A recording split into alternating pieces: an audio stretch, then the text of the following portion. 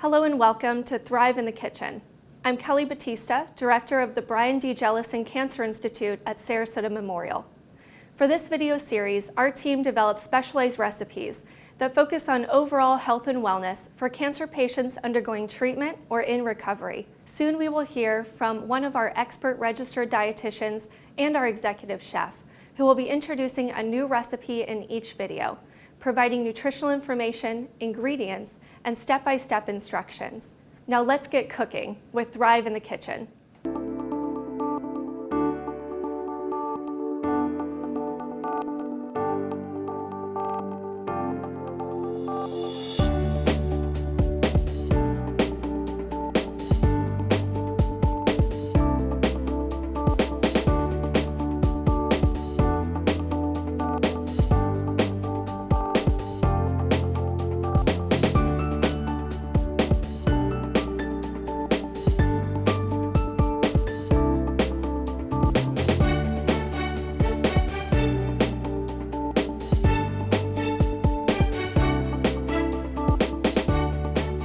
Who doesn't like a good salad?